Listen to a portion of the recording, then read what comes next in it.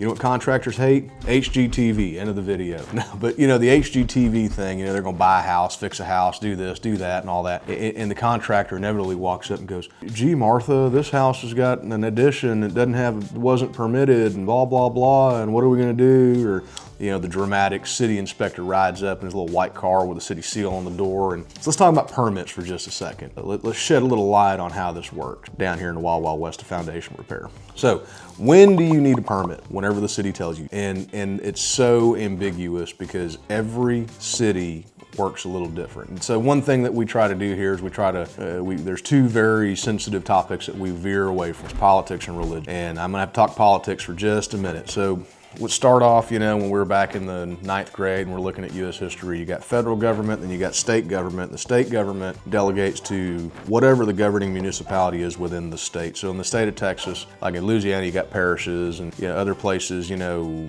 counties oversee cities, and cities kind of, I don't know, it's weird, but let's just talk about Texas in and of itself. You've got the county, and then you've got the city limits inside the county. And so when you're inside of an incorporated city limit, the county, when it comes to construction at least, doesn't really give you much flack. It's the city. The minute you cross the railroad tracks and you get into the county, you get out in the county and you leave the municipal boundary line, now it's county's thing. When we look at permits as applied to foundation repair, I just did a job in the city of Alvin, and city of Alvin, which is my home. You know, I drove by and I went, damn, that's a nice permit office. Coming up, aren't you? So I get on the internet and The homeowner asks me, says, hey, do we need a permit? And I go, let's find out. We're in the city limits. So I get on City of Alvin's permit deal, and they want the 2024 edition of the IRC referenced as the guideline to how we design our foundation piles. City of Houston still uses the 2021 IRC. That's as of February 12th, 2026. I'm not saying that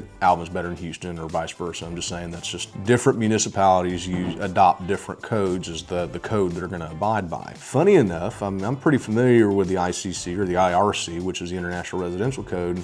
Chapter 4 talks about foundations. Nowhere in Chapter 4 does it say anything about putting a concrete or steel or whatever whiz-bang 5,000 foundation repair pile in the ground. I mean, they talk about designs, and they do talk about piles, but they don't talk about the implementation of a repair piling on an existing structure. Most cities have adopted some form of the IRC. There are some cities in Podunk BFE that are like a city, but not really a city, you know which ones you are, that don't have a particular code adopted. I think one of the ones most recently I did was down in Holiday Lakes, Texas, which is just north of Angleton, right off of 288. And I remember going in to go pull a permit to go raise the house, and it was so funny. City Hall doesn't open until 1 p.m. Yeah, they don't open up till 1 o'clock in the afternoon. I'm not calling nobody out in Holiday Lakes. I understand it's a small municipal, but you know, I walked in the permit office at 1:05 in the afternoon. Ding, hit the door, and I go up and I look at the sign, and it says, pay your water bill here, building permits, same window. Roger that. So I walk up, talk to the lady behind the counter. I said, hey, I'm fixing to elevate a house. I need to see what kind of codes, I need to look at your code requirements, and I need to know what I need to do. And got my legal pad and my pen out, and I'm writing down, I'm fixing to build a full set of architectural, structural, and civil plans to put together to give this city, because I'm about to go do a big job. And she says, what's the address? And I do 123 whatever street. And she goes, okay, thanks. For what? Thanks. For what? For letting us know. Have a nice day. That's all they needed. And this is a city. So for me to go in and go do, I don't know, $70,000 or $80,000 worth of work to this house and lift it, put new foundation columns underneath, and do a bunch of electrical work and a bunch of plumbing work, I just needed to let them. So, and like I said, I ain't calling nobody out in Holiday Lakes. It's a cute little town or city, I guess, and it's quiet, but I mean, they do things a little differently than they do in the good old city of Houston. City of Houston is pulling permits at the city of Houston is like pulling. If you've ever walked into the permit office at 1002 Washington Avenue, right there where Washington meets Pierce Elevated, it is worse than going to the DMV. It makes you want to jump out of a window or possibly, choke on a blunt object. Everybody's a little bit different. Bel Air is pretty strict. They do everything online. You can't walk a set of plans to the front door if you tried. Jersey Village, I was in Jersey Village doing a job one day. This is a long time ago, and I'm standing in line pulling a permit in Jersey Village, Texas. Man, it was so funny because this plumber was standing in front of me. I was just standing there. I got my little paperwork on in my hand. I got my stupid shit-eating grin in my face, and I'm just standing there waiting to pay him my $100 or whatever it was to go pull my foundation repair permit. And this plumber that's at the counter is losing his mind. And come to find out, he had charged some lady like $200 to swap a toilet out. As I understood, the toilet was there. It was just his time to go in and just the old toilet off, put the new toilet on, boom, done. Which admittedly is a pretty easy job. I mean, I've done that numerous times here at my house. I mean, I felt like there was a point there where I was swapping toilets on a weekly basis because my wife didn't like toilets we had when we bought the house. But anyways, he charged this lady $200, and the permit plus the fine was some exorbitant number that was way more than the $200 that he had charged her. And so I'm assuming what happened was the city drove by and seen his van out there when he was getting tools out of it or something. The $200 toilet swap wound up costing this guy like an extra $200 on top of what he already charged. He lost money trying to do somebody a favor. It's like they say, no good deed goes unpunished, and that guy certainly got punished that. These cities are real strict. Some of them are very strict. Some of them are pretty relaxed. Like City Sugar Land, pulling a permit for foundation repairs, an easy deal. You go online, boom, boom, boom, upload your paperwork, and the next morning you got it. Matter of fact, if you get busted in Sugar Land without a permit, which guilty, I've been busted in Sugar Land without a permit. The inspector usually go, here's your red tag, go ahead and finish the job, but pull the permit and send the completion letter in. And so some cities are real cool like that, some cities aren't.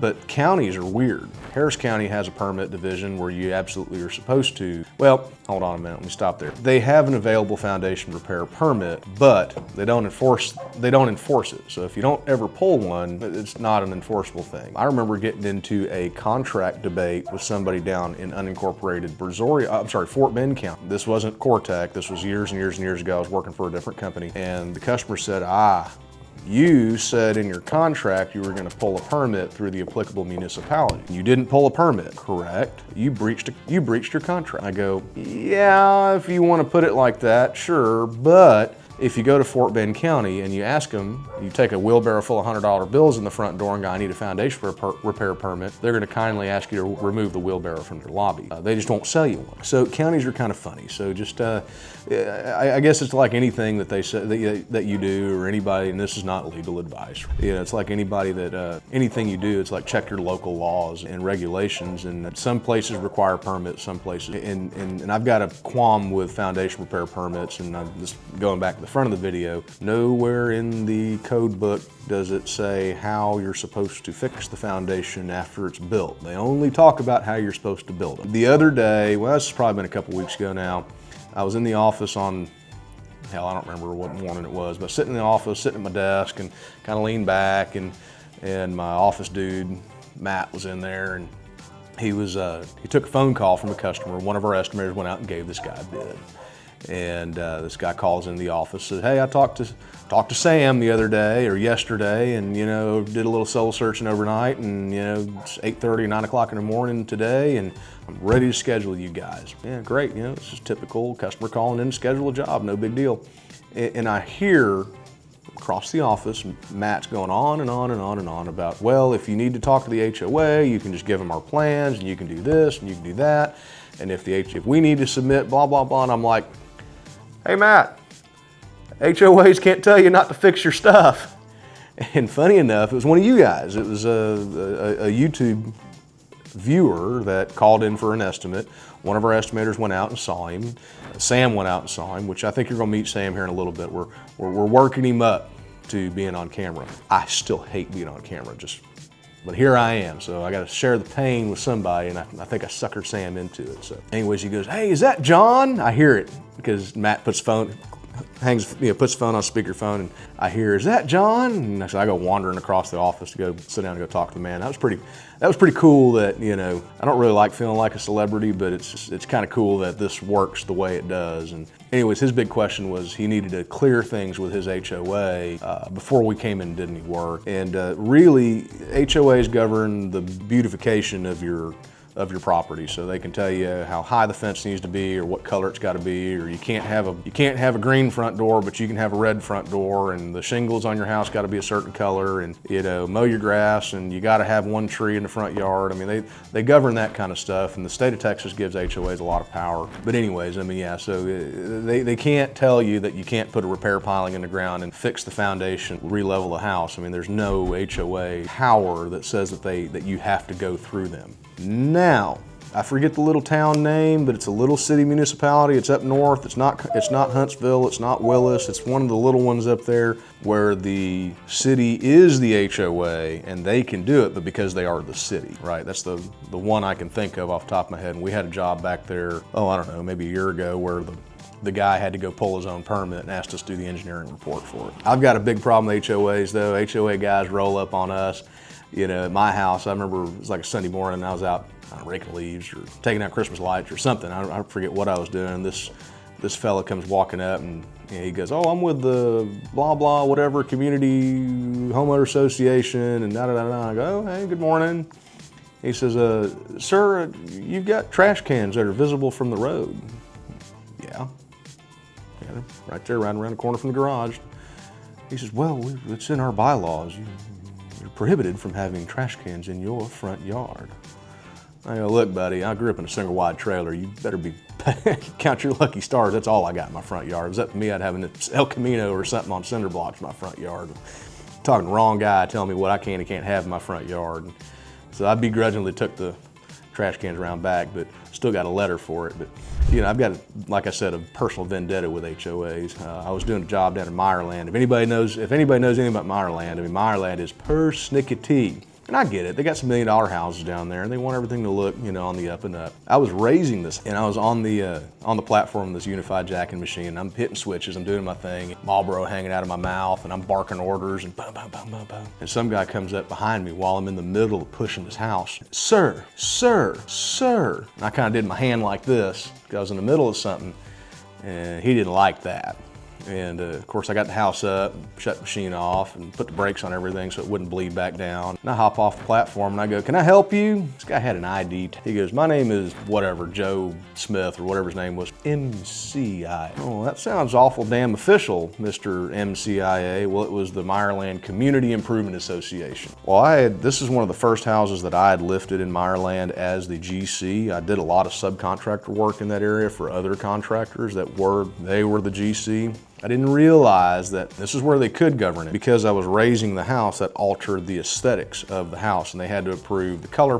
We had to submit color panels and material samples and this and that and the other. They had to stick their finger where the sun don't shine. I needed to give them a blood sample. I mean, everything under the sun. And because I got busted doing this with a city permit, but not with the HOA approval, it became a big damn deal. And some of those guys feel a little brazen. This fellow certainly was brazen. Of course, my smart ass ran him off my job site, and that didn't bode well for me in the long run. But so you got to watch it. But when it comes to foundation repair itself, I mean, when we're fixing something that's come out of alignment, we got to understand that foundation repair is more akin to going to the chiropractor than it is having open heart surgery. So what we do is pretty minimal here, and generally speaking, don't need to get any kind of HOA. Now, when it comes to getting permits from the city or from the county, if you do need to get a permit, we did a video a while back about when do I hire an engineer versus just a foundation repair contractor. Well, when you hire a foundation repair contractor, like us, a lot of times we have to get an engineer involved to stamp the plans and get them put together so we can go pull the permits. That's one thing I think I left out in that video, and this I guess is kind of a part 2 or whatever you're gonna call it, or PS, postscript. When you go to do one of these jobs and you got to pull a permit, there's no way, shape, or form. Well, hold on a minute.